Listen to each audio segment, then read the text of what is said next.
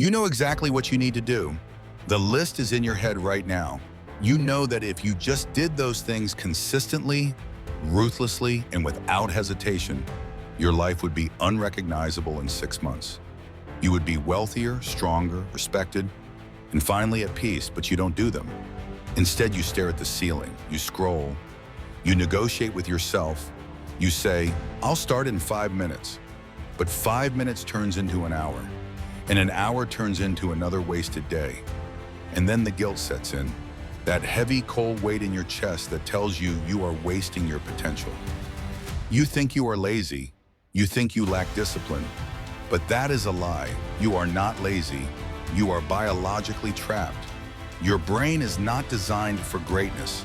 It is designed for survival, and survival loves comfort.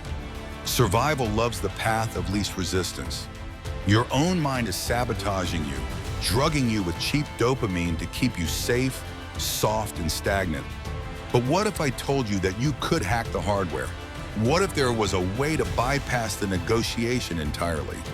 To trick your brain into craving the pain, the effort, and the grind just as much as it currently craves your phone.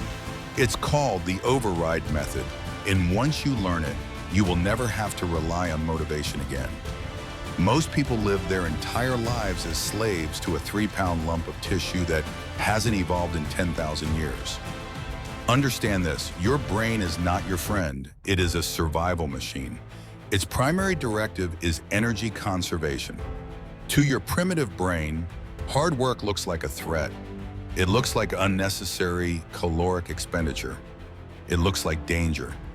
So when you try to do something difficult, write that book, start that business, hit the gym, your brain triggers a resistance response. It floods your system with cortisol. It creates a feeling of psychological friction. This isn't you being weak. This is your limbic system slamming the brakes. This is why trying harder rarely works.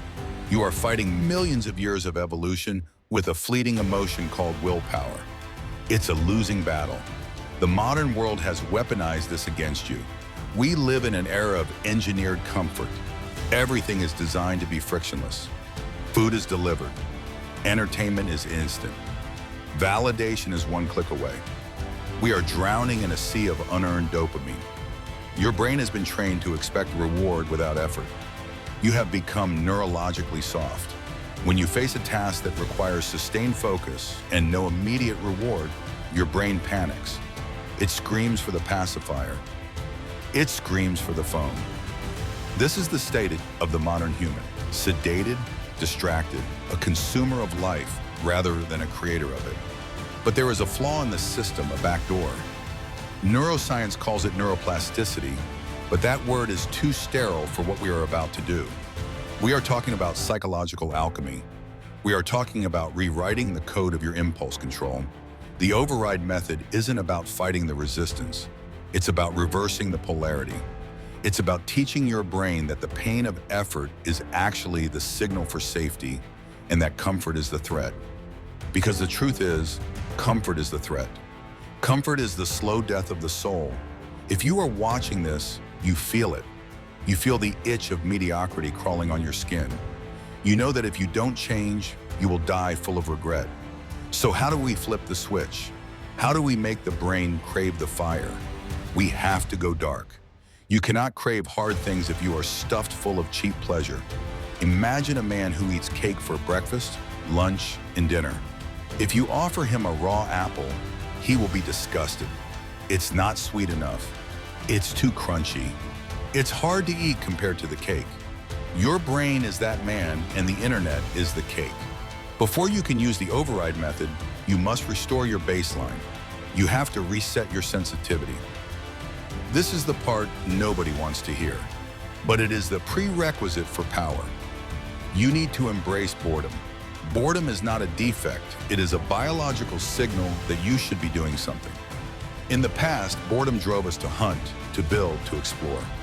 Today, the moment a microsecond of boredom hits, you reach for the rectangle in your pocket. You anesthetize the signal. By doing this, you are castrating your ambition. To trick your brain, you must first starve it. You need to cut the supply of cheap dopamine. I'm not talking about a digital detox for a weekend. I'm talking about a lifestyle shift. Stop listening to music every time you walk. Stop watching videos while you eat. Stop scrolling before you sleep. Sit with the silence. When you remove the constant noise, the brain begins to panic.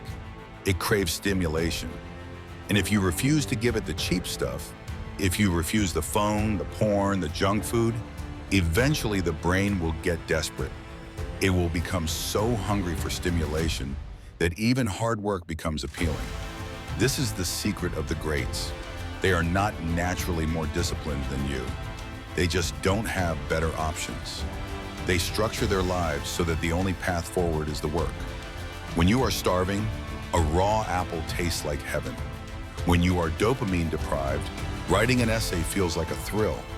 You have to lower the water level so you can see the rocks. Ask yourself right now, what are you using to numb yourself? What is your pacifier? Is it video games? Is it news? Is it endless commentary on lives you aren't living? Identify it and kill it. This is not about punishment. It is about resource management. Your attention is a limited resource. Every time you spend it on something that gives you nothing back, you are stealing from your future self. Once you have lowered the noise, you will feel something strange. You will feel an agitation, a restless energy. Good. That is the fuel. Now we ignite it. Here is the mechanics of procrastination. You have a thought, I should go to the gym. Immediately a second voice answers, but I'm tired. I'll go tomorrow. It's raining. That gap between the thought and the action is where dreams go to die. That is the negotiation phase. The longer you stay in that gap, the louder the excuses become. The brain is excellent at rationalizing laziness. It will give you 1,000 logical reasons why you should stay on the couch. And because you are intelligent, you will believe them. The override method requires you to destroy the gap. You must install a kill switch. The rule is simple. Once the thought of a necessary action enters your mind, you have exactly 3 seconds to physically move your body toward that task. Not 3 minutes, 3 seconds. If you wait longer than 3 seconds, the limbic system wakes up. The fear kicks in. The negotiation begins. But if you move before the 3 seconds are up, you ambush your own brain. You act before the defense mechanisms can deploy. This is how you trick the hardware. You don't wait to feel like it. You will never feel like it. Feeling like it is for children. Amateurs wait for inspiration. Professionals move. Let's say you need to write. The thought hits you. 3, 2, 1. You stand up. You sit at the desk. You open the laptop. You are moving faster than your feelings. Motion creates emotion. We think we need to feel motivated to act. But the science shows the opposite is true. We need to act to feel motivated. Action generates the dopamine. When you use the 3-second kill switch, you are telling your brain, we do not negotiate with terrorists. And make no mistake, that voice of laziness is a terrorist. It is holding your potential hostage. Every time you override the hesitation, you are rewiring your neural pathways. You are strengthening the prefrontal cortex, the CEO of the brain, and weakening the amygdala, the scared child. It will be uncomfortable at first. Your brain will scream.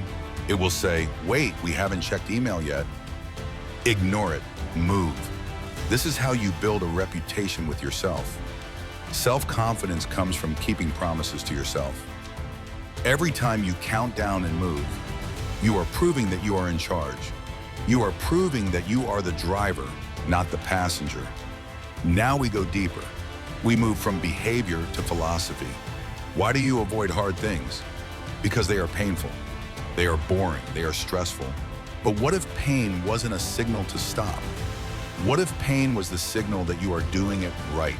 The average person views stress as a sign that something is wrong. This is hard, so I shouldn't be doing it. The outlier views stress as a sign of growth. This is hard, therefore I must be doing it. This is pathological reframing. You must brainwash yourself to associate friction with pleasure. Think about the gym. When you lift a weight and your muscles burn, do you panic? Do you call an ambulance? No, you celebrate. You chase the pump. You understand that the micro tears in the muscle fibers are the only way to build strength. You have successfully reframed physical pain as a positive signal. Now apply that to everything else. When you sit down to work and you feel that wall of resistance, that urge to check your phone, that mental fog, visualize that feeling of mental weightlifting. That friction is the rep. If it were easy, it wouldn't be changing you. The brain learns through association. If you start telling yourself, I love this grind, I love this difficulty, this is where the weakness leaves the body, you eventually trick the biological response.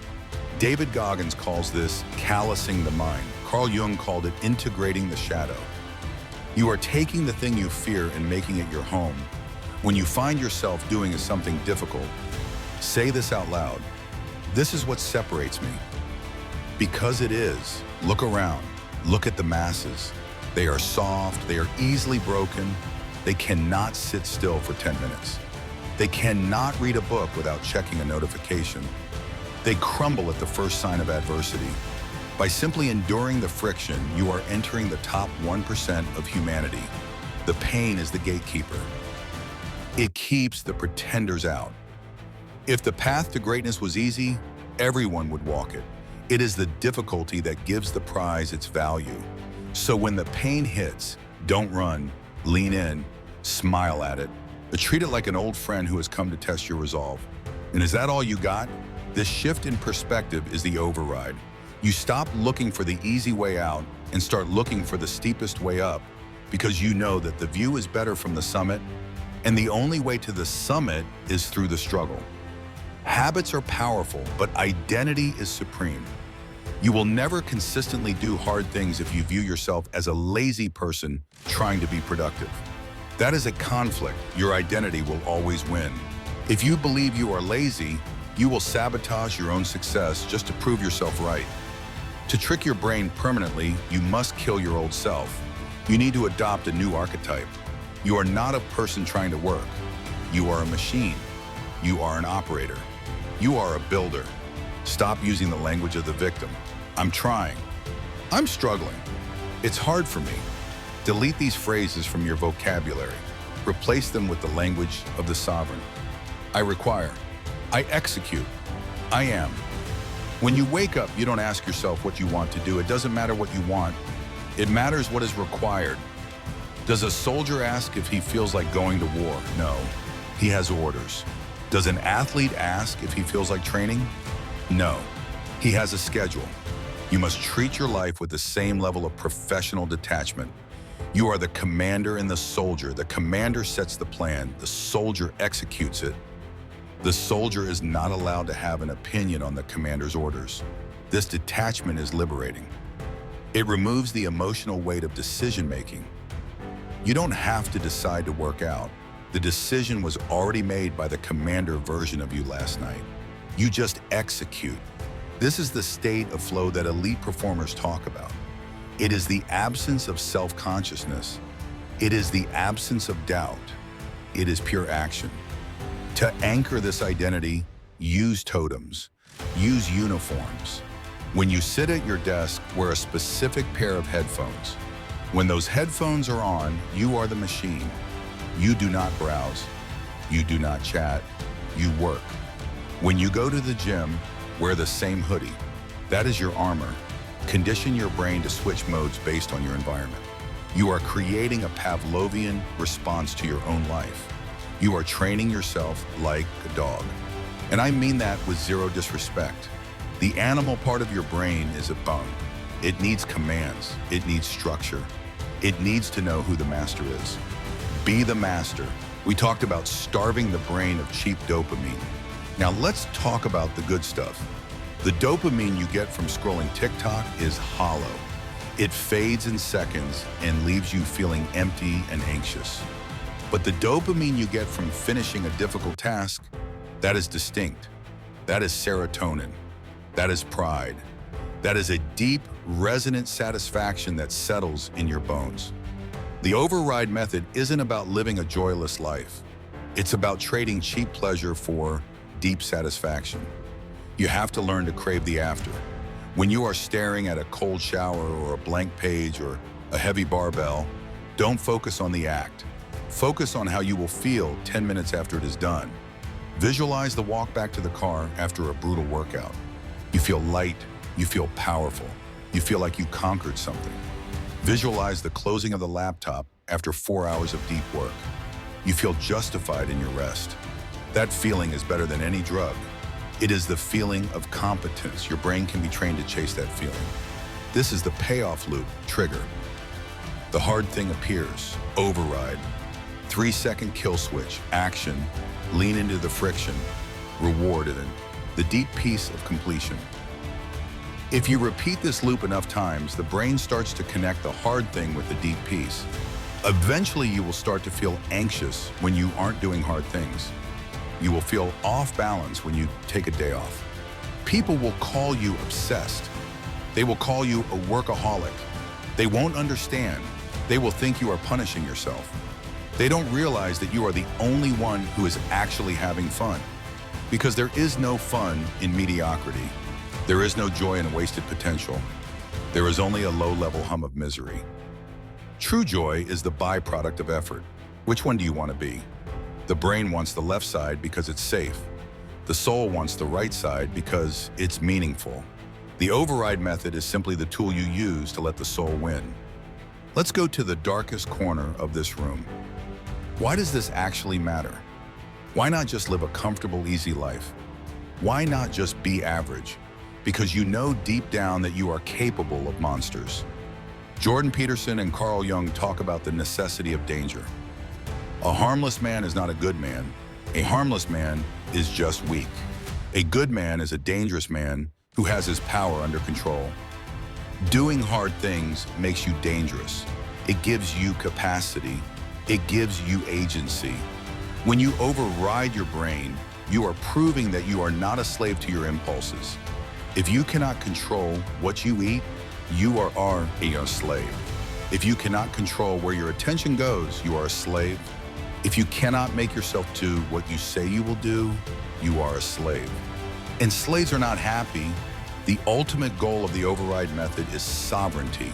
It is about becoming the king of your own internal kingdom. There is a war going on inside you right now. It is a civil war between your higher self and your lower self. The lower self uses fatigue, distraction, and fear to keep you in line. It wants you to stay in the cave. The higher self wants you to ascend. It wants you to burn. Every time you choose the hard path, you are feeding the higher self. You are giving it weapons. You are giving it territory. And if you do this enough days in a row, the lower self begins to starve. It shrinks. It loses its voice. It never truly dies. The shadow is always there, but it is no longer the master. It becomes the servant.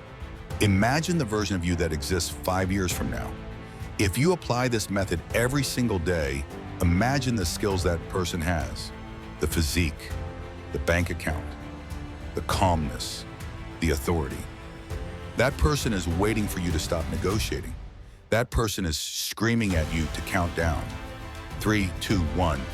You now have the code. You understand the biological betrayal. You know that comfort is a cage. You have the 3-second kill switch.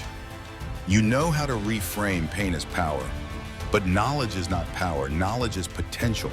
Power is execution. This video is about to end. And when it does, silence will rush back into the room. And in that silence, you will have a choice. Your brain will immediately try to serve you another video. It will try to keep you in the consumption loop. It will try to sedate you again. Do not let it. The moment this screen goes black, I want you to pick one thing, one hard thing that you have been avoiding. And I want you to attack it, not tomorrow, now. Use the agitation you feel right now. Use the anger. Use the hope. Override the system. If this opened your eyes, understand this is only what I can show publicly. There are videos I cannot upload for everyone. There are aspects of dark psychology that I simply cannot discuss publicly on YouTube without being censored or demonetized. The algorithm suppresses the most powerful information. Those exist behind the join button. If you're still here, you're not like the others. Subscribe if you haven't. But if you want what's hidden, click the join button and step into the architect level. You will unlock exclusive, uncensored videos that dive into the deepest parts of the human psyche, the techniques of elite manipulation, the shadow work that breaks you down to build you up, and the forbidden philosophy that rules the world. Most won't. That's the point.